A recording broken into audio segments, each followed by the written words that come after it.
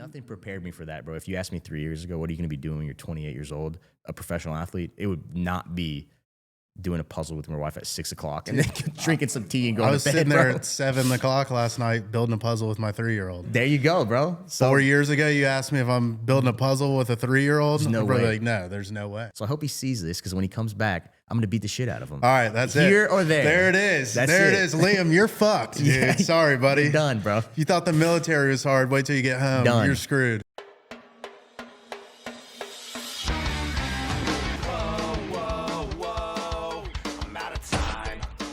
You are listening to Salty's Fight Talk, hosted by the big, sexy, stay frosty fight fans. Ladies and gentlemen, welcome back to Salty's Fight Talk with the Big Sexy. I had about a 6-month intermission there. Might have had a mistake on my honeymoon a while back, which brought a new child into the world. So had to take a little break away from the podcast world.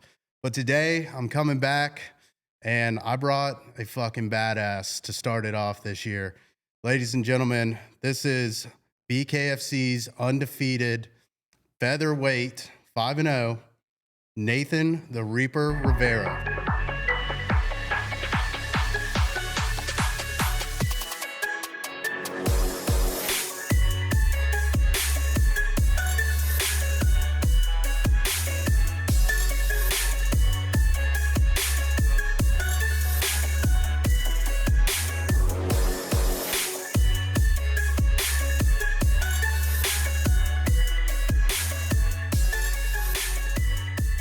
Thank you for having me, and congratulations on your child, and I also happy appreciate birthday, it, bro. man. Yeah, appreciate it. Well, congratulations to you. You just got married recently as well. Yeah, So, absolutely. Thank you, bro. man, we're pumped to have you on the show today. So, you know, you're a local kid to us around here, so it's awesome to have you. Wanted to start it off. You know, you just recently came off of a pretty big win against Tommy Stratum back in November. That was a win by TKO, if I'm not mistaken. Watched the fight. It was pretty gnarly. You broke his jaw. That was pretty awesome. I appreciate it, bro. Yeah. It was, man, that guy, he was tough, man, because I hit him with a couple shots in the first, round. I would say probably two and three. I was hitting him with some hammers, bro, and he was eating them. And he rushed in, and I was able to just catch him on like a sweet spot in his jaw. Yeah. And luckily, it wasn't like there was no like crack. He didn't have to have his jaw wired shut. It was like separated, dislocated, and they were able to put it back in the back room, and it was all good. But yeah, man, what a fight, dude. It was my first co-main event in that tiny ring. So I think you guys were in the Atlanta fight, right? Yeah, and that was a little bit bigger of a Yeah, ring. so that one I think is 24 foot. The one that I was in Michigan was 16 foot, bro. Yeah, So it's small. I mean, it feels like a phone booth. And I mean, dude, they put heavyweights in there and let them go. So I couldn't imagine. But dude, it was a fun I mean, time. y'all over came there. right off the rip swinging too. I mean, Yeah, in the bro, second he's- round, you got him. I thought he was going to go down in the second round. When Yeah. you popped him, he went down to the ground. And I know one thing about him is he likes to get in tight on Yeah. people, especially in that smaller ring. That's a little hard to defend. You like to fight a little bit longer. Yeah. But, I mean, you handled him pretty good. You locked him in the clinch pretty much any time he tried to get up on you. Yeah, man. I think sometimes, not to talk too much like strategy and stuff like that, but I think sometimes fighters, they're coming from boxing or they're coming from MMA, that they have to realize that BKFC is different. It's not like MMA. It's not like boxing. It's its own sport. And if someone is in your face and he's hitting you, you have the option to tie him up and the ref separates you and then you start back at range. So to fight somebody shorter like that I know kind of wants to be in my face, that's just like a super good tool that we game planned for it. We knew he was going to rush in. The first time I dropped him, he was doing this like TikTok head movement and I landed a right hand and I looked down at my hand and I could have sworn I just cracked my hand, dude. Like, I hit saw him you in the hard. fight. You flicked your hand Dude, a I couple was times. like, I hope he does not get up because I hit him just like square on the dome, the hardest part of the head. And I mean, dude, somehow he got up and he seemed to be good. So, and I was like, oh man, I can't throw my right hand. And then the next round starts, I'm just Right slinging hand's it. Yeah, slinging like fine. dude, you don't even think about it. Yeah, when you're in there. adrenaline's pumping. Yeah, dude, that was an awesome fight. I mean, you're on a 5-0 win streak right now. I mean, what's that been like for you? Dude, I mean, it's a crazy journey, bro. I mean, it's, you have all these plans when you're a kid of like how and where and the timeline of your career. And dude, BKFC kind of hit the scene, and I was like, this is kind of cool, you know, like let's just do one fight, let's see how it goes.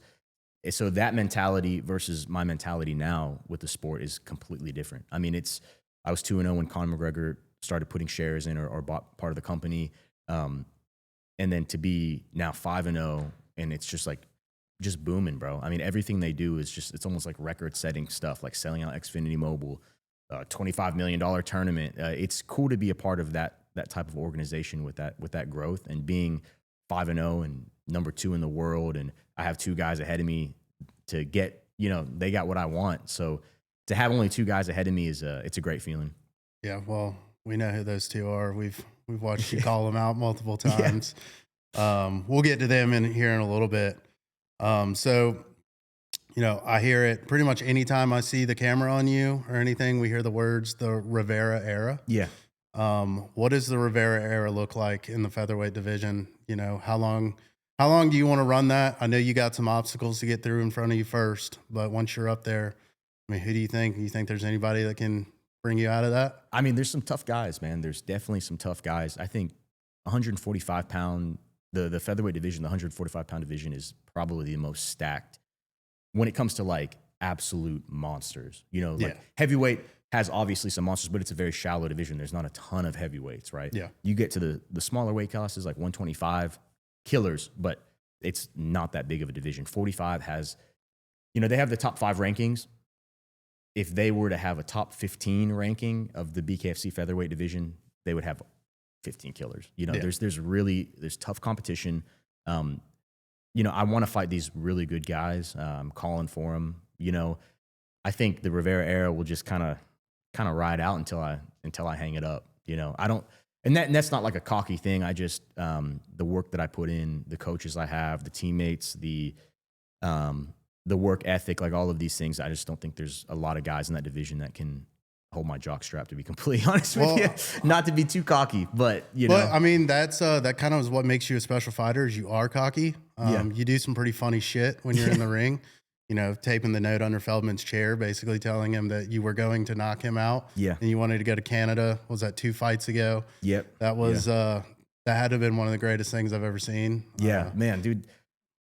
I don't really talk smack, right, to these fighters. I mean, they're professionals. We're professional athletes. Yeah. It's sometimes I'm like, it's a little bit played out, bro. There's only one Conor McGregor, and it's him. You know, so I think sometimes when you have everyone's getting in everyone's face, calling people out, and it's just really not me. You know, if anyone's ever met me, they're like, that's fake, bro. You're not like that. You don't. Yeah, you know, I get away from conflict, so I don't really portray that. And I think some people, they think like this is the only way to promote myself, and I just don't think that's the case. You know, I'm trying to get creative with the ways that people want to watch my fight. You know, everyone, you got 15 fights on the card. You could have 15 knockouts in a night. You have to do something to stand out, you know, and that's kind of like my mindset behind that. Some of these cats, dude, they're crazy. You know, you can get a reaction out of the crowd if you say some outlandish stuff and talk about people's moms and stuff like that. But that's just not how I want to raise my family one day, seeing their dad on TV saying crazy stuff. No. Yeah. I mean, the way you do it is cool. I mean, it's different, you know, bringing wanted posters and shit into the ring. I mean, every time I watch one of your fights, I'm like, all right, I got to see what he's going to do after the fight, because this is where it's going to get fun. Yeah. He's going to do some funny ass shit after the fight. And that's you being young, creative with it. And it makes people want to watch you. I mean, that's different. It's different in the fight world. So, you know, I've enjoyed watching you from the first time to now, and to see 5-0.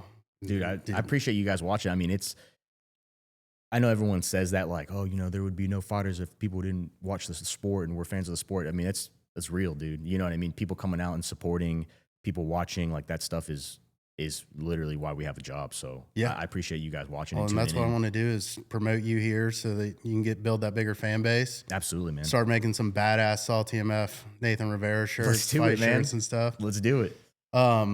Getting into the fight game, you know, you said a little bit earlier, you know, you kind of just like, oh, it's BKFC's coming on the scene. You know, what has been your motivation into becoming a fighter? You know, who are some of the people that growing up, what was it that you were like, fuck yeah, that's what I want to do. Like, this is it.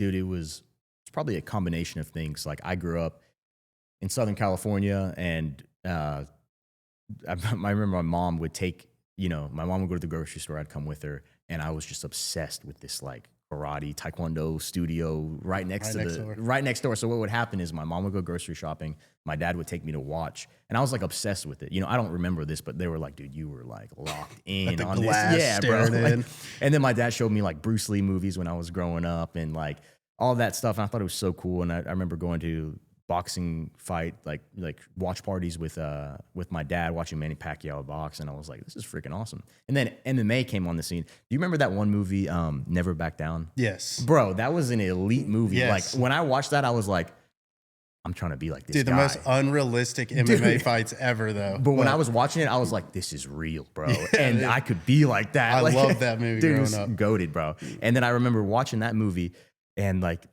looking up MMA and looking up and I saw Jose Aldo kicking people's legs off. I saw Uriah Faber. I saw just like that era, that WEC in the blue cage. Like that was like my introduction to fighting, like seeing those guys. And then I was like pretty locked in on that. I started doing jiu-jitsu.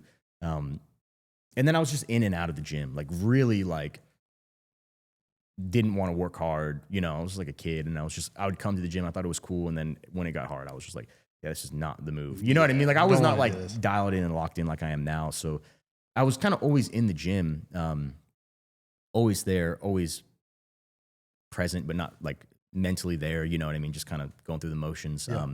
But I remember I watched my first ever like full UFC card was when Anderson Silva front kick knockout somebody. He's done that a lot.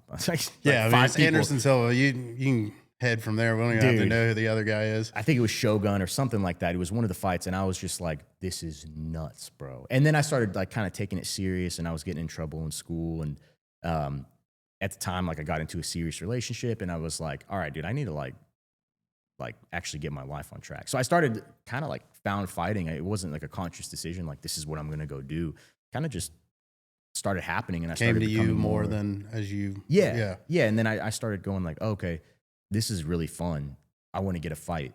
And then after I got my first fight in 2020, then I was like, bro, I can make a career out of this. Like you're telling me I could live this life, go to practice, hang out with my boys, train hard, get in the best shape of my life, fight people, and they'll pay me, and I can put food on the table with this. I was like, yeah, sign me up, bro. So that was like first fight 2020, locked me in, bro. Like that was it. I was like, yep, this is what I'm doing. Yeah, and you talk about that a lot. How you've always wanted this to become your career path. Yeah. I mean, there's a lot of guys who've been in a long time. They're still having to work that secondary job, and you've put in the work to now. This is just gonna be your lifestyle from now on. And it's new, man. It's funny because we're like talking about it here, and we've had this booked for like a month. It's funny because Monday night I got a call, and it's hard to like take credit for things when like God's blessed me with just from the family I was born into, with the support that they gave me, that they both are there, they love me. You know what I mean? Like It's crazy. It's hard to be like, yeah, I did this, because like I didn't choose who my parents were going to be and that they care about me and love me. You know what I mean? Yeah. So it's like, it's crazy, but like, man, I have all these people who sponsor me, and just to plug a couple of them, because man, they are some of the coolest people. They'd be awesome in the studio, bro. I mean, they're just cool, genuine people. Like Barber Orthopedics, Scott Barber, he takes care of like the fight community in Georgia. You know what I mean? And he sponsored me when I was just turned pro, like early in my amateur career. We're working together. Danny Nagel law firm. He's the reason why. He's one of the biggest reasons why I'm here right now as unemployed, like just as a full-time fighter. Because he called me the other night and was like, we were talking, we connected, and I was like, yeah, man, this is like where I'm at. I'm so close to living my dream. And he was like, yeah, bro, send it. Let's go. Let's work. So we started partnering together, and it was just nuts, bro. I mean, it was like, it's crazy to talk about it here with you on this podcast, because I haven't really broken it down publicly yet. Like I just posted in the parking lot. I just posted a video of like my immediate reaction of like when he told me like, yeah, bro, quit your job. Like, so it's all so recent, it was literally 2 days ago that I called my boss and I said, I'm done. So to be here, like going through like the archives, I guess of like the beginning of my career to now, it's freaking awesome, man. And then one other person I really want to shout out is Gianni Saratani. He's a mortgage broker. His company's called the Mortgage Godfather. And we know Gianni. You know Gianni, bro, gangster, dude. Yeah, dude, he's an absolute awesome unit, bro. Yeah. And he's just, you know, he's been supporting me so much, you know, in the last couple fights. And then in 2026, like we've kind of partnered together in a different way. And we're going to be working together in social media and doing all kinds of stuff. And he's a big reason of why I'm able to, you know, quit my job and all that stuff. He's a really good dude. He works with one of the other fighters we deal with a lot. And I mean, you know, we met him for the first time, I think, out in Albuquerque. Yeah, New Mexico. Okay. Yep. Yeah. And I mean, he's a genuine dude. He cares about this stuff. He's juiced about this stuff. Dude, like, he loves it, bro. I mean, he loves this stuff. I think, because I'll call him like, bro, did you see that fight? He's like, yeah, bro, I've been watching the whole time. Like, he's like, locked in on these events, dude. It's so crazy, like the way that God's put these people in my life. Like even to the fact of like my former employer, like I was at Gas and Supply, which is it's a welding, like industrial gas company, and I was in outside sales. He's been supporting me, Greg Angeron. He's been supporting me since the first day I interviewed with him. Like I said, hey man, like I would love this job. I have to work until 4 o'clock every day. Like I know it's a sales job, but like when 4 o'clock hits, I need to be at the gym. You know, like I need to be locked in, and like I can't really be checking my phone crazy. You know, like after the gym at 9 o'clock, I'll definitely get back to all the customers or whatnot. And he worked with me, dude. He would let me travel. You know, he'd give me PTO to go out and do all my stuff. And then now that I've quit, he's still continuing to sponsor my career for the year of 2026. And it's just like, it's crazy, man, to be in that spot. Well, I mean, who you are as a person, like, I mean, these people want to back you. Yeah. They see your future. And that's awesome. I mean, yeah, it's a blessing, dude. It's a blessing. huge blessing. Actually, one of the things I want to talk about, I thought it was cool. I'm married. You just recently got married. Yeah. You talked a little bit about how once you got married, it kind of changed your motivation in the gym. Big time, bro. You kind of became more disciplined. Like it wasn't that like hype, you know, I'm just going to the gym. We're going to work. It was more of you were focused on a goal. You saw something that was bigger than yourself. You saw a path to this. I thought it was really cool how you kind of merged your marriage in to how your fight style became. Yeah. And how that's kind of helped you. I mean, is there anything you kind of elaborate on that, how that's helped you as a fighter? Yeah. I mean, dude, when you're just like, even dating somebody, like you're like, you haven't made that commitment, like, you know, under God that like, this is like your person, like y'all are going through this life together. Y'all are now a team. Right. Yeah. And I didn't really think that there would be this big difference as there was. But when we were dating, you've been dating for like, I don't know, 2.5 years, something like that, 3 years. And when we got married, it was definitely one of those things where I was like, yeah, bro, this is for real. Yeah. Like I'm coming home at 9:30. I'm leaving at 7:30. I'm coming home at 9:30 every night. I get to see you for 15 minutes a night, maybe. Half the time you're already asleep by the time I get home. And it's awesome, like working a full-time job and being able to retire my wife. You know, she doesn't have to work if she doesn't want to. And it's like, it's a blessing, but it definitely comes with time away. Yeah. And that was one of those things where I was like, dude, if I have a kid right now, and you could probably attest to this, having a newborn, you said like, dude, there's no way I'm leaving my wife at the house, leaving at 7:30 and coming back at 9:30 at night. Yeah, it gets hard. There's no way. There's no way, because she's not going to let it happen. Dude, she'd kill me, bro. Like, I'm like, hey, I'm going to we'll go train for 5 hours. Good luck, you know. My kid's going to cry for the next 5 hours. In the house by herself for more than 12 hours, but it's insane. So I would never want to do that to my wife. I would never want to do that to my kid. I want to be present in my kid's life. And, you know, I don't have children right now. So, but it's in the back of my mind, right? Like we're at that age, we just got married. Like that's the next step, you know? So when I got married, I was like, dude, I need to make the most of this. And, you know, when motivation fails, discipline takes over. Mm-hmm. And discipline is you rowing the boat, bro. It's like when motivation comes, it's like wind in the sails. It's like, man, this is awesome. It makes it a little bit easier. But you still got to row the boat. And I've just been rowing the boat for so long, since 2018, you know, 2017, 2018. And when we got married, I was like, dude, this is nuts. Like it was a whole nother level of motivation.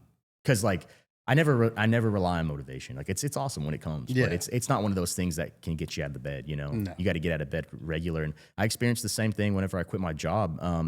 You know, 2 days ago, like my first practice, I was like, dude, this is next level. Like it was kind of like backs against the wall type of mentality, which I have never experienced because I've always had a full-time job. Like my paychecks are going to come every 2 weeks, you know?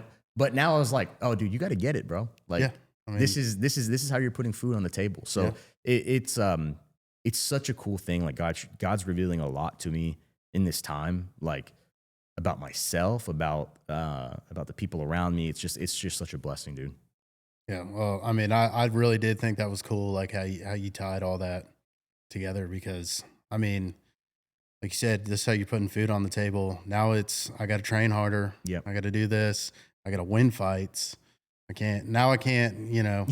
can't start losing them now. Yeah, Now I'm going back. So like, Yeah, burn the boats, bro. yeah, no, we can't burn the boats down. So, that motivation, switching, you realizing this is a full-time job now. Your wife, you want to be home for them. You want her to have everything without having to be at work, without having to worry about what you're doing, next bill, whatever. Yeah. So I thought that was a really cool topic that you kind of brought up. I read it a couple weeks ago and I was like, I like this. Yeah. This kid's got a fucking bright mind on this stuff. Dude, it's like, she probably liked it too. she loved it. Yeah, she loved it. Yeah. And dude, it's like, I'd work till I'm 80 years old, bro, if it meant that she could be home. Yeah. I grew up in a home where my mom raised me and my sister.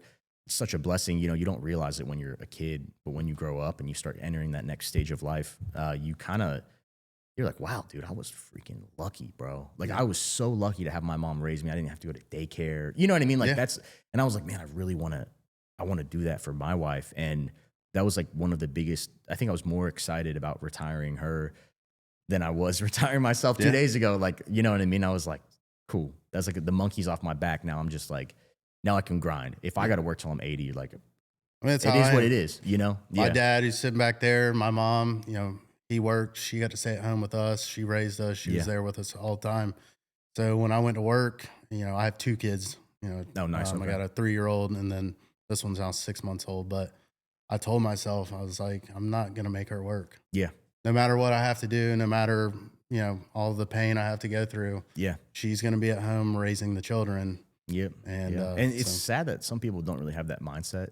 Like, I don't know, and you said you're 28 years old. Yeah. Yeah. So I'm 28 too. And I guess now is the time when all of our friends are like buying houses, getting married, having kids. So you really start seeing like, oh, dude, you don't really like, we don't really see eye to eye on this subject. You know what I mean? Yeah. Like, it's interesting. Like, as time goes on, you're like, wow, dude, we definitely think differently about some stuff in our lives. You know?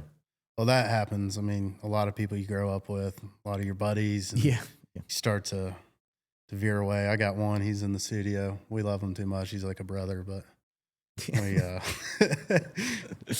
don't see eye to eye on everything. Yeah.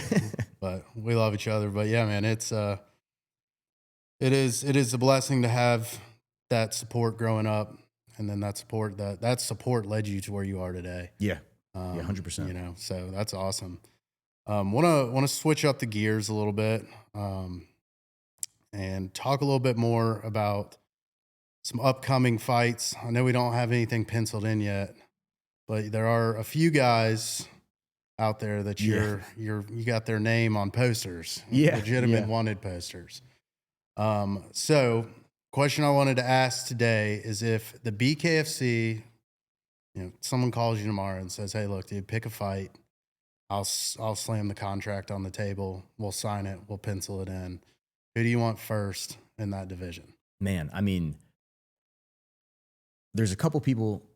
That's like a loaded answer, right? Obviously, I would love to fight for the belt, right? Everybody would. And I think that'd be a great fight. I think it'd be one of the easier fights of my career, to be honest with you, stylistically, is the champion, Kai Stewart. As far as like for the fans and an exciting fight, something that I want to go get after is Edgar Plazola. Like, so it's kind of weird. Like, of course, someone said, here's a contract, you write the name in. It'd have to be for the belt. But if it was like none of the belt wasn't an option, I'd love to fight Edgar Plazola. I think he's tearing through the division. He's 6-0.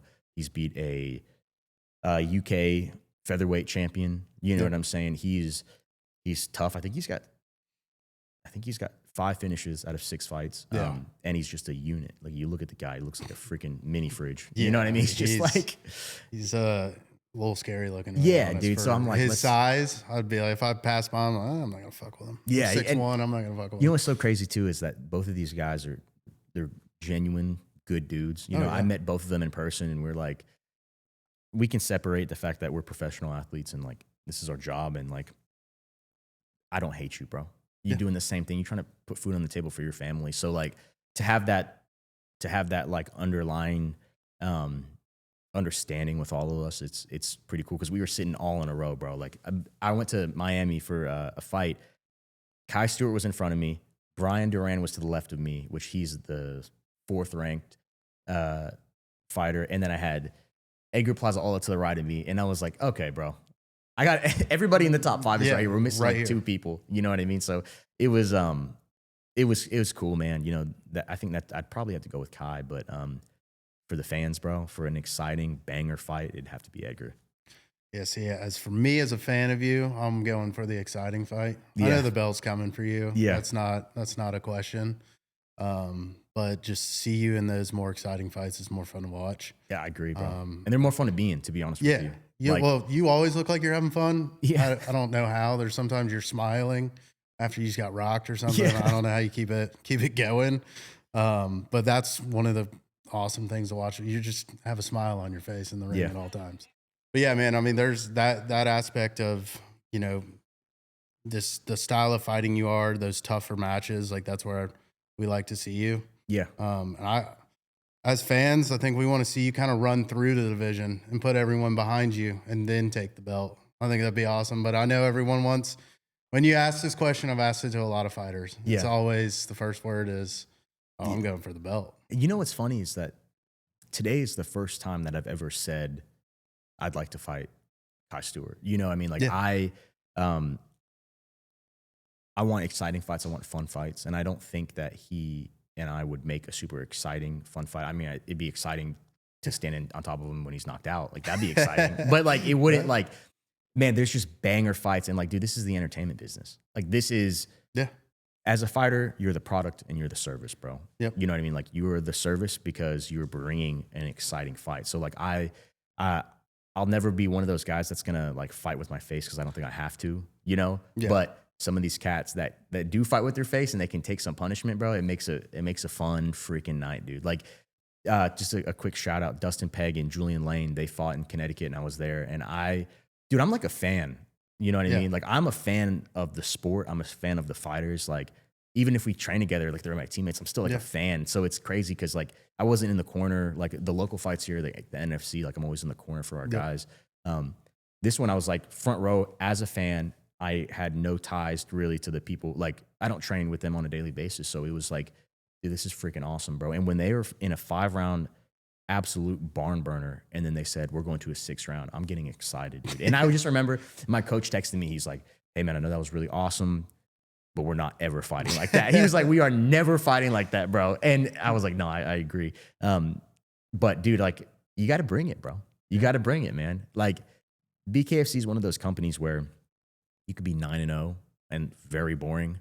Yeah. And you won't get that many fights, or you could be 5-5 and just a slugger, bro. Like getting into crazy barn burner matches, and they'll have you back every freaking month. Well, there's tons of guys like that out there right now. I mean, you know, they have some losses under their belts, but they're such an exciting fighter. Yeah. That even in that loss, you're like, yeah, but the whole fucking time, it's not like he was just getting the shit beat out of him. Yeah. In some of those fights, dude, it's like the person, like, yeah, there's a winner and a loser, but the fans win, bro. Yeah. When you see those, you know, dude, the fans freaking win, bro. As a fan, it's electric. Yeah. I mean, we've been to 2 fights now. Did you go to the New Mexico one as well? Yeah, we were in Albuquerque. Okay, dude, that venue looked sweet, bro. It was cool. I would love to hear about like the layout, because watching from TV, it looked sweet, bro. It was definitely interesting. So, you know, we had never been to Albuquerque, New Mexico. So we'll start with Albuquerque, New Mexico off the rip. Yeah. Place is the most fucking bizarre city really? I've ever been to in my life. There's buildings everywhere. There's shit everywhere. There's no people. That's weird. There's buildings with no people in them or offices in them that are lit up 24 hours a day. So we fly in. We have no idea what the hell we're doing. You know, we get on a bus. This guy's ranting about the land of enchantments and green and red chilies. And bro, we're just like, dude, we just want to watch a fight. We don't know what the hell's going on here. Just get us to our hotel. So the fight was that night. We flew in, and we flew out to watch Harrison and went over to see him. And we're like, what's the venue like? Yeah. He's like, dude, imagine like a church and like you guys are sitting in the pew. And I was like, all right. And he goes, yeah. And there's, you know, a ring up front. So we're like, yeah, oh yeah, bro. well, that sounds kind of sick, actually. Yeah. Let's go. So you walk in. I mean, it's like a theater. I mean, Yeah, theater. okay. So it was really cool, but they centered the stage right there in the middle of it. Okay. So it's like you're watching a fucking movie on TV. Nice. And it's nice, just dude. dudes banging it out. Yeah, I just- mean, it was a really cool venue. Dude, was Van Vo and man, what's this guy's name? He goes by Teddy Bear. Eric Dodson's brother. His last name is Dodson. I just know, dude, these dropped each other back and forth and back and Yes, forth. that's the. And I don't remember if he What was is on that guy's card. name? He is go by Teddy Bear. I thought he went by like Gummy Bear or something. It was Some kind of something- bear, bro. There's something bear, Huggy Bear. Huggy Bear. Was yeah. he on that Yeah, card? he was on that card. Dude, Yeah. that is insane. It was the fight. Yeah, it bro. was an incredible fight. Like, I was watching that and I was like, this guy's dead, bro. Check Yeah. his pulse, bro. And then he No. just freaking gets up and like I was drops the other surprised they guy. didn't call it when that happened. Dude. But he like resurrected himself and stood back up, and I was like, all right, we're going again. Dude, yeah, the ref's like, yeah. Dude, the ref was like, walk over here. He's like leaning over. He's like, yeah, he's good. Come on. He came right back in though and landed a punch. First punch he threw, landed. Crazy, bro. I These mean, guys are it was nuts. back and forth, and I was like, that honestly, that fight was better than the Gas South Arena because it Dude. was more raw, crazy. and it was cool because I don't know if you know this, but like the fight world in Albuquerque is really big. Dude, yeah. There's gyms everywhere, MMA, boxing, you name it, Yeah. they have it there. So like a lot of the local fighters, like their whole team was there. They were riding. They were Yeah. all deep. And there was one fight, I can't remember the dude's name, but dude, he got knocked out like bad.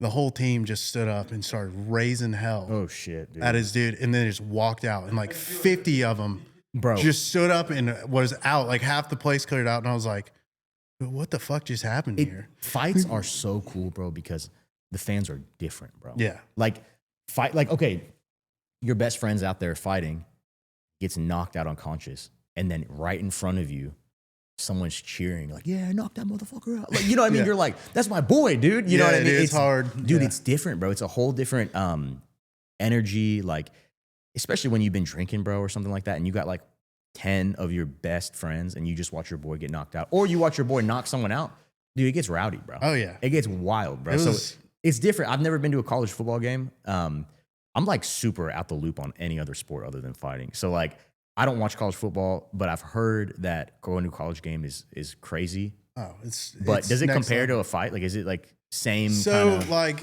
a fight's a little bit different because I think like you're excited at like a football game and like something happens, you get amped up about it. But it's almost like in a fight, even as a fan, you get adrenaline. yeah, no, like straight up. your bro. adrenaline starts to pump as the fight gets tough. And like the crowd kind of like it varies throughout the fight, right? Okay, yeah. So like it gets real loud and then the fight slows down. And then when something happens, it explodes. Yeah, dude. And it's fun to be a part of that. And then like in BKFC, even MMA, like we just went to the UFC fight in Atlanta back whenever that was. But like to hear what the fans say during the it's wild, fights bro. is some of the funniest shit you'll ever hear. And then, your boy is fighting, so you're chipping shit back and forth with their boys. Like, I mean, and you'll hear grab his dick and twist it 50 million too many times out there. times. God, dude. Did you see Malcolm Wellmaker put that guy away in Atlanta? Yeah, it was that Bro. that moment right there for him being an Atlanta like guy. Yeah. That was cool. Like that stadium was roaring like it was a 90,000 fan Bro. football game. That dude, I'll tell you right now, bro. Malcolm is like an inspiration to fighters, bro. He's an inspiration to me, bro. Like big time. You know, Yeah. and I saw him last Saturday at the fights. Like he's one of those guys that just goes out to the fight, supports his teammates, is in the corner. You know what I mean? Like just a genuine person. You wouldn't know that guy's a professional fighter. Like, you know what I mean? Like he's just a kind person. And for him to go and work full time in a blue collar trade. He's a like, welder. Yeah, for me, I was like, dude, I'm a freaking like I went to welding school. Like I was Yeah. like, dude, he made it. I'm gonna try to make it. You know what I mean? Like, Yeah. dude, it put wind in my sails, bro, big time. And then now I'm sitting here unemployed and just a full time fighter, and it's like, it's crazy because like he's paving the way for a lot of Atlanta fighters, especially in the blue collar world. Yeah. You know, like myself, like all these other guys that are just getting it. You know, Yeah. and dude, I mean, he was doing that to people as an amateur, bro. Like we were on the same cards growing up. We actually fought one of the same guys, and like Malcolm TKO this guy with leg kicks, bro. Like put this guy in the hospital.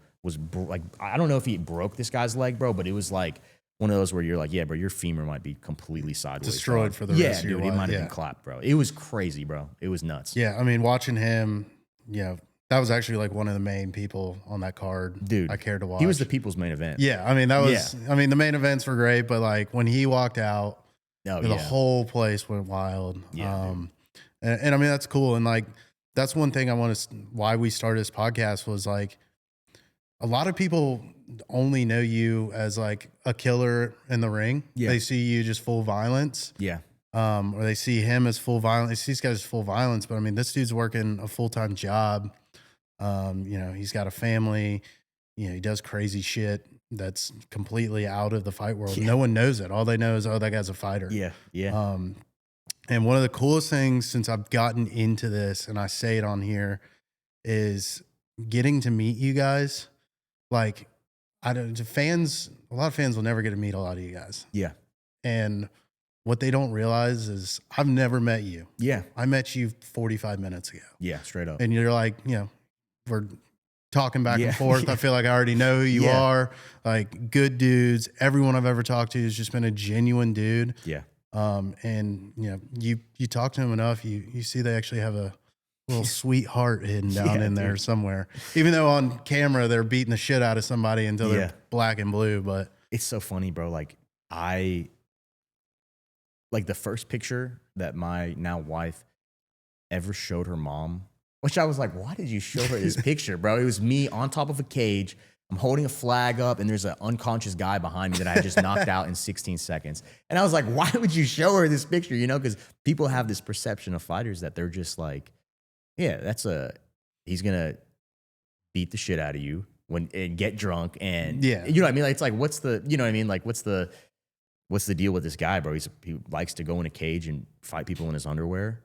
And now this guy with no gloves on, you know what I mean? Like, he's definitely got to be crazy, And so, like, it's just funny now. I've been in the fight game for so long, but to see people's reactions, it never gets old, bro. Whenever they like have their first encounter with like a professional athlete, And it's just funny because I always tell people like I'm a professional athlete.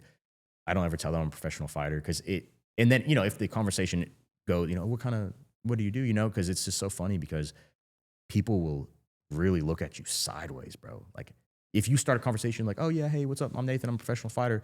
Off rip, like sometimes you don't even get the chance to,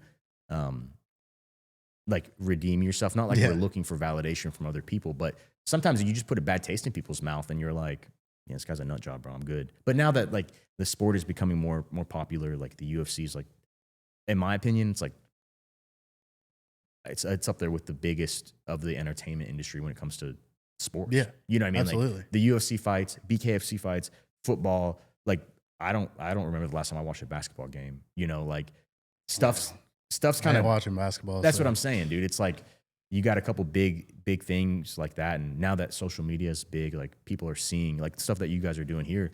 People get to see like, oh man, these are just people, bro. They're just fighters, dude. They just there's something got to be twisted upstairs that they like to get hit in the head, but like they're just pretty chill, Well, I mean, like even when I first started talking to fighters, even I was like, oh shit, dude, they're fighters. Like I say something wrong, something piss them off. And then it was like after the first two, I was like, dude, these dudes are just like any of my boys. Yeah, like they're just literally, bro. They're down to earth, dude. Y'all don't fucking have time to do anything else other than train and worry about your direct things that you have to worry about. That's it, bro. So, people are watching the movie Never Back Down too much where they're actually drinking and fighting outsut of the MMA world and shit. Yeah, that's not like how it goes. That's Hollywood. Yeah, dude. I don't remember the last time I had a drink, bro. If I went out and got hammered, bro, my practice the next morning would be clapped, bro. And at this level, dude, and like not to keep going back to training and stuff like that, but at this level, dude, like every single practice is so important. Yeah. You know what I mean? Every single practice is important. And not just being at practice, but the quality of work at the practice is so important. So it's like, man, I'll go wild out and like, I'll go hammer some Five Guys, you know what I'm saying? But I can't go get drunk or smoke and any of that stuff. So it keeps me like really, it really keeps me pretty centered to live like a somewhat more healthier life, Yeah. So it's nice in that aspect. Well, I mean, you're a professional athlete. That goes across the board for all professional athletes. Yeah. I mean, if Unless you're you're not like doing getting golf good, or something, bro, they can do whatever they want. I feel like I don't know. I've never met a professional golfer, but like, dude, they could. I feel like they could. I don't know, but I know that some of them do some pretty serious strength and conditioning stuff. So yeah, I mean, I can't speak on that, bro. I don't know any professional golfers. Bro. I don't either. I know a lot of amateurs, and they pretty much do whatever they want. So I don't. They're still pretty good. So gotcha. But yeah, I mean, you know, when you're doing shit like that, and you know, the other guy's not doing that shit. Yeah. So if he's getting 5 better practices than you, Adds 5 up, better bro. training, I mean, adds up. Yeah, and even like, you know, you hear people say like, be the first one there and the last one to leave. You know, for practice, you know, like I didn't have until next week when my 2 weeks are up. I don't have that time to train in the morning. And, you know, sometimes I would get an early session in like 5 a.m. You know, train in the mornings, rest, train in the afternoon, rest, train in the evening. So I would cram my entire training from 3 o'clock, 4 o'clock to 8 o'clock, 9 o'clock, you know, like in that time frame. And being the first one in the last one out, like I just started thinking about it, doing the math. Like, all right, bro, if I get here an hour a day early, 365 hours extra than everybody else in the gym, you know what I mean? And they're quality hours. Break that down to days, dude. That's some good time that you've spent putting in the bank, you know? Absolutely. I mean it's a good motto to live by. Be the first in, the last out. Yeah. I mean, even at the last out, you're still. I mean, you got to think about that on that back end. If you're hanging an hour past everybody still working, that's 2 hours. And dude, I mean, this sport, man, it's like, your body definitely gets burnt out, right? But more so for me personally, dude, it's like your mind you can go crazy, bro. Sometimes, like, dude, doing the same thing for, you know, years and years and years, hours and hours and hours. Sometimes you're like, bro, I've been in these 4 walls in this gym doing the same 3 combinations for a year. You know what I mean? And so it can get like, to mix up, what I found is like, if I mix up the setting, right? Like I'll go shadow box outside or do my workouts outside.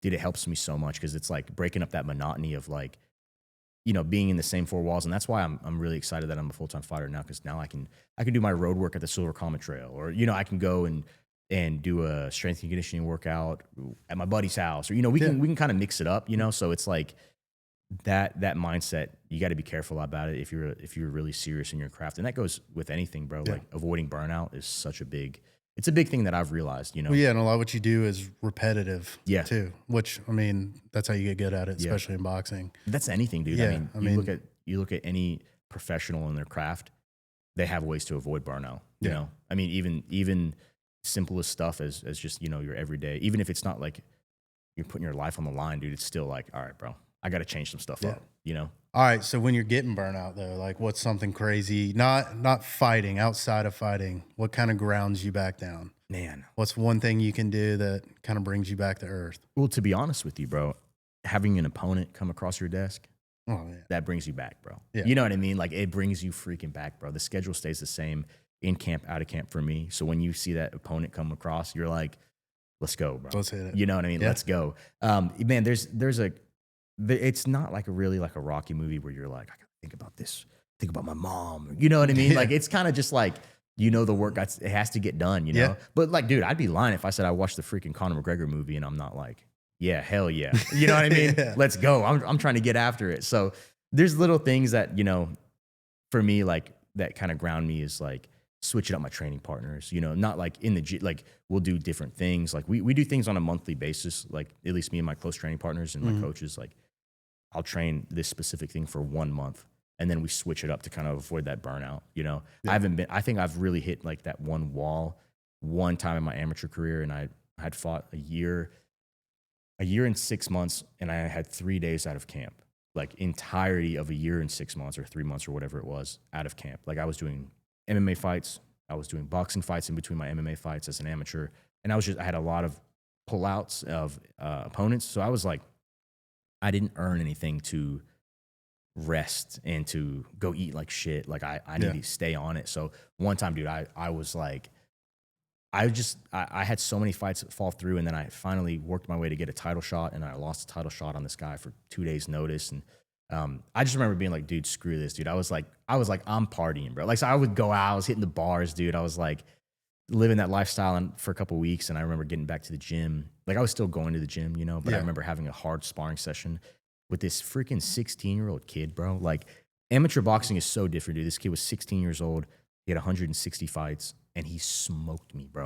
Smoked me, bro. And I was like, all right, I got to lock in, bro. I got to lock in. Yeah, this 16-year-old just whipped my ass. This freaking sophomore in high school just beat my ass, bro. I need to like, I was like 24, bro. I was like, bro, I need to lock in, dog. This guy just killed me, bro. And it's crazy, man. It just shows you like, you know, that little kid, when he was fighting at 8 years old, he wasn't like, dude, I got to worry about my diet. He was just boxing because it was fun, right? Yeah. But he put the time in and he put the hours in. And it wasn't this like super conscious decision. It's just like, we're going to practice, you know? But those hours, it result in some crazy stuff. So, yeah. I don't know if I would have admitted that if I got my ass beat by a 16-year-old. Some killers in here, bro. I beat the shit out of that kid. Killers, dude. So, like, anything otherwise, like hobbies or anything you got outside of, I mean, boxing's your career now, so yeah, dude, kind of leaves hobby-wise out. So, bro, I'm like, I've reached unk status, bro. Like, I pretty much train all day. I used to be, you know, work all day, train all day. Yeah. And because I didn't have like a lot of time with my wife, dude, we'd hang out. We would go like, it sounds so crazy, dude. We'd go on walks. She does triathlons. She's an athlete. So she would bike. We would go swimming. Like we would kind of do that kind of thing. Yeah. Recently, which is so crazy to even say, it sounds so nuts, bro. But like, because my schedule was so wild, I was working all day, then training all night. When I would get home, dude, I'd be like, let's just chill out. And she started doing these puzzles, bro. And I somehow got so locked in and invested in these freaking puzzles, bro. And my boys are like, bro, you probably shouldn't say that. That you coming home from the gym doing puzzles. I'm like, dude, I don't know. But like, man, dude, like hobbies outside the gym, dude, it's like. Dude, you just got a whole fan base of puzzle people. Yeah, like, there you go, dude. There you go. Come on, like, dude. Hitting so I'm trying to get right to, now. guys. It's crazy, bro. This guy's into puzzles. There we go, dude. Dude, we kick it, bro. Like I got some really good homies, dude. We'll watch the fights together. We'll go, everything kind of involves fighting, bro. We'll go to the fights, the local fights. We'll watch the fights together and we'll grill out at the crib and like put steaks on the grill and it's a good time. But yeah, man, I mean, that's really like all the stuff that we do. We kind of just kick it, dude. We don't have like a, you know, like how some people like they go play poker or they have like a poker night or a boys night. Like it's not. Yeah, did you like have that. puzzle night? Puzzle night with my wife, bro. Puzzle night with the boys and the wife, bro. Man. It's like nothing prepared me for that, bro. If you asked me 3 years ago, what are you going to be doing when you're 28 years old, a professional athlete, it would not be doing a puzzle with my wife at 6 o'clock and then drinking some tea and going to bed. I was sitting there at 7 o'clock last night building a puzzle with my 3-year-old. There you go, bro. So 4 years ago, you asked me if I'm building a puzzle with a 3-year-old. No way. Like, no, there's no way. There's no way. Not dude. A shot. And then, dude, I felt like I got a lot of my. I lived a lot of life, bro. You know what I mean? I feel like I got a lot out of my system that I needed to get out. And like, now I'm like, yeah, dude, I know it's like really benefiting me. You know, I think a lot of people spend a lot of time distracting themselves day in, day out, week in, week out, like just distracting yourself. You know what I mean? And you look back and you're like, dude, I really spent like $6,000 at the bar last 2 months and I don't remember half of it. And all I know is it was fun, but like, what did I really, you know what I mean? What did you gain from it? Yeah, what did you gain, dude? So it's like, I remember realizing that, like, man, I don't think that life is for me. And it's super fun, but like, I want to be able to have something to show for it when I'm done, dude. We're only here for so long, bro. Yeah. You know what I mean? Well, I mean, you know, you had your wife, you now have your full-time career in this. So those things start, you know, my dad always preached that to me. He said, just wait until something that matters comes across. Yeah. All that shit doesn't matter. That's so real, dude. And like, now I'm like at this point where like I have teammates that are like starting out their amateur careers, right? That are just studs. Like a couple people to name, right? Like Junior Matos or Roger Matos. He's one of my training partners, one of my main training partners. Dude, he's got 2 MMA fights and he is a stud, bro. Like gives me work in the gym, bro. Like we remain sparring partners. We hit pads together, and he is one of those guys that's starting his career, and we just get after it, dude. He trains like this is his full-time job. You know what I mean? And it's awesome to see. So like a lot of my time now, I'm realizing like I want to worry about my own career, and then when this is all said and done one day, like I want to help my boys. If I can be any assistance to them, pad work, coaching, whatever it may be, like I want to invest in these guys. And I want to see these guys, you know, they invest in me in my career. I want to invest in their career and like get these guys, you know, be with them by their side when they're reaching the top, bro, getting UFC gold. And it's just, it's crazy, man. It's crazy to be in that gym, dude, because people call it like a third space, like an MMA gym or a jiu-jitsu gym or boxing gym is a third space. And it's like not work and it's not your home, right? And the only thing that is measured in there is how much you work. That's it, dude. Like, that's it. You'll be on the mat with a cop and a gang member and no one gives a shit. And it's just like, how hard are you working? How hard are you pushing your teammates? And I found real value in that, kind of like what we were saying. Yeah. Like real life value, like this actually matters. You know what I mean? So like my time now is like, is it trying to invest into the people who've invested into me, you know? Because it helps me out too. They become better fighters. They give me better work and we're all kind of growing together, you know? Yeah. Well, I mean, look at your career on the path it's going right now. Yeah. Yeah, absolutely. I mean, and all those guys are to thank, all your sponsors, all your teammates, all your sparring partners. Yeah. Anybody you've ever just beat the shit out of because they drew the unlucky straw that day. Yeah, dude. You know, we get down, bro. We get down over at Lima, dude. Like Team Lima. If you guys ever want to like get some extra footage, bro, you come to Monday nights at Lima.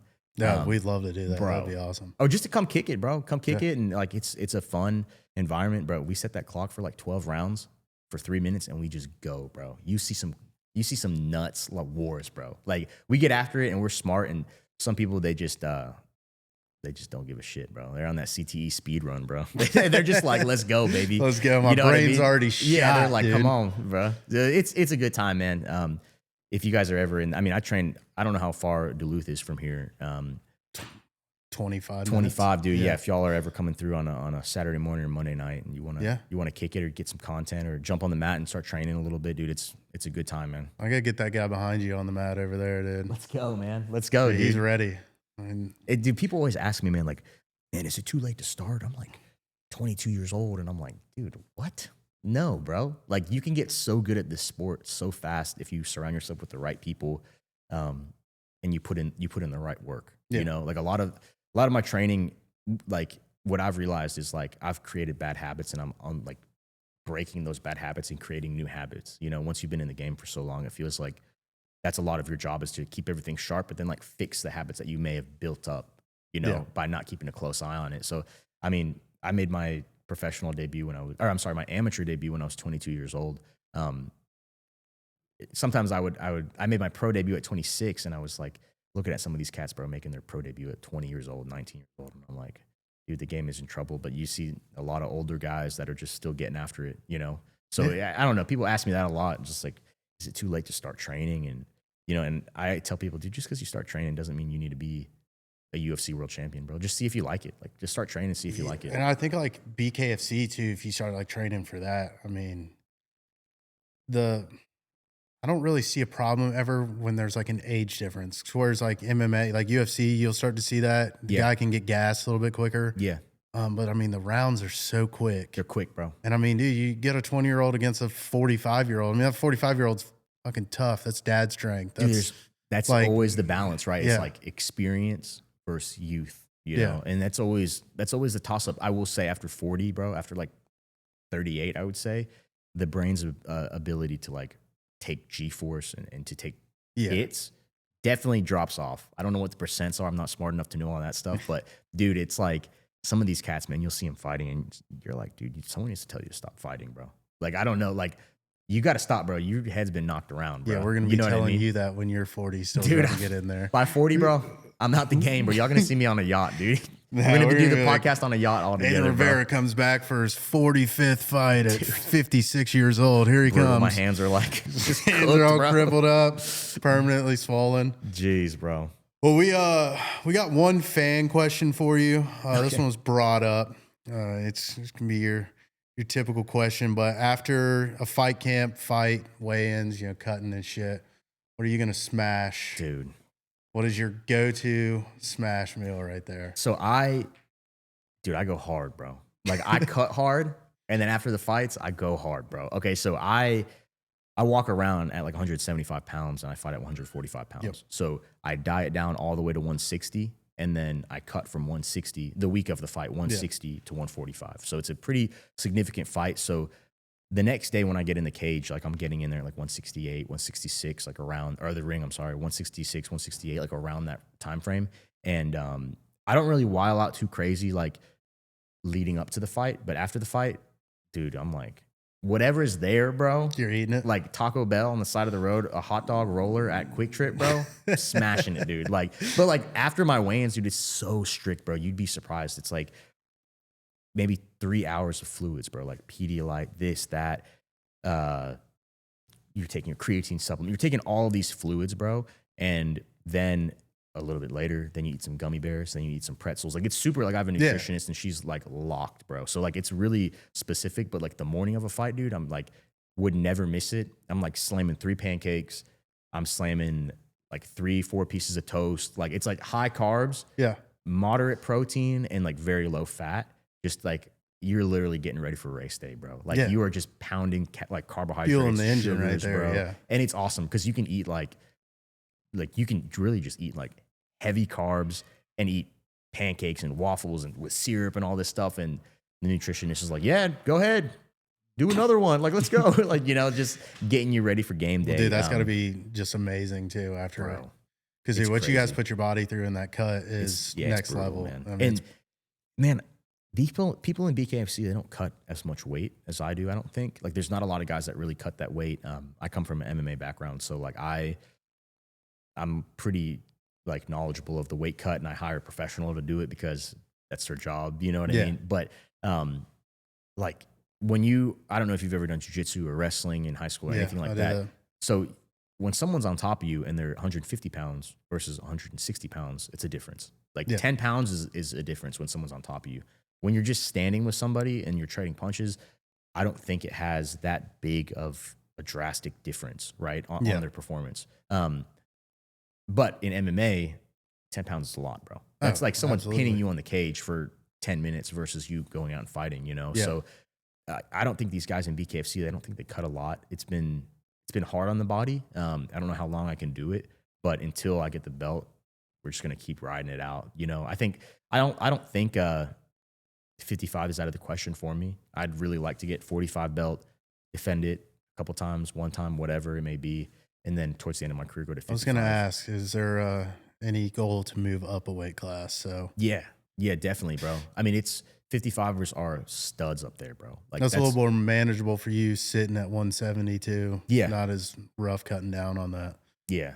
I end up cutting 10 pounds of water. I'll cut I'll cut 6 pounds the night before and then 4 pounds the morning of.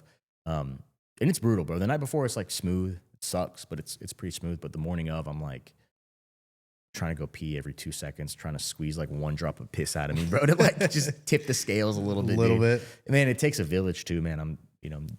You're in the tub, you're out, they're wrapping you with towels, like the whole thing. I don't think it's the best thing for your body. You know what I mean? But I do think that the science is good enough right now to where we can recover pretty well. Yeah, know? I mean, from UFC to this to pretty much all of them, sit there and like, one guy that everybody knows, but like Patty Pimblett, his cut is one of the most insane things. If you've watched, they put it on his YouTube. Yeah. And like they filmed his whole cut for his fight. And I mean, what he lost in like 24 hours. It's sick, bro. And then went and looked like a skeleton at weigh-ins. And then the next night, just boom, back on. His muscle, he's beefed up. Yeah. I mean, I know this, his past fight, it was a solid ass fight between him and Justin, but he got tore up. Yeah, bad. But he did not look how he looked on the scale. Bro, that guy's not 155 pounds in there. No. Bro. That guy is like, I bet you like touching 180. Not really, maybe probably around mid 70s, but still, bro, he looks like he's 180 pounds. Yeah, I mean, he looked huge when he came back in there. So yeah, I mean, definitely what it does to the body is crazy. And then you guys recover, and then you go out and have an ultimate brawl. Yeah, which is incredible to see. So one question we're going to be asking all fighters coming up on this season of Salty's Fight Talk is, if Salty MF had an unlimited budget to give you and there was no legal consequences, and we put a ring out somewhere. Yeah. Who outside of the fight world? Okay. We're going to go outside of the fight world. Who is one person that you would call out to come into that ring with you and step in there? Unlimited budget. Are we talking boxing? Are we talking bare knuckle? Bare knuckle. Okay, let's just see. Just anything. They come in and you can fight however you want. Let's see. You know who I'd fight, bro? I'm pissed off on this guy, bro. Okay, it's my boy Liam. and he trains with me, and he just went to the military, and he was one of my like best training partners, and he freaking bounced on us, and he's coming back in a couple days. So I hope he sees this, because when he comes back, I'm gonna beat the shit out of him. All right, that's Here it. or there. There it is. That's there it. it is. Liam, you're fucked, dude. Yeah. Sorry, buddy. You're done, bro. If you thought the military was hard, wait till you get home. Done. You're screwed. Yeah. Well, there we go. Liam's the first call out on that question. I don't know Liam, but Let's go, that's bro. not. That's I don't want to be called out by the Reaper. So, well, look, man, we've appreciated having you here. Yeah, thank you for having It's me, been bro. great conversation. You're the start of our new season. This is our second season of doing this stuff. So, Awesome. no Awesome. better guest than you. We hope the best for your career. Yeah. You're part of our family here, dude. You're gonna have an awesome career. You already have, and we're excited for you. Thank you, man. I appreciate you having me, dude. I mean, this is like, it's a great idea, bro. Like showing different layers of the athletes, like you were saying. Like these platforms are super important for athletes all over, man. So the fact that y'all are doing this and we can chop it up, like I forgot we were doing a podcast. Yeah, You know, it no, was you one of don't those like forget you after a just while. chilling. You know, Yeah. so this was a blast, dude. And anytime y'all want to have me back, let me know, dude. Absolutely, dude. Well, be we're awesome. looking forward to the next fight. We're going to be there with you. Once we bring you on the podcast, we come and support you. We'll Let's go wherever go, you dude. are. Let's go, Unless brother. we're banned in that country. So Yeah. that's the only thing. Well, man, I appreciate it. Thanks for coming on. Absolutely, bro. That's Salty's Fight Talk with Nathan Rivera, the Reaper.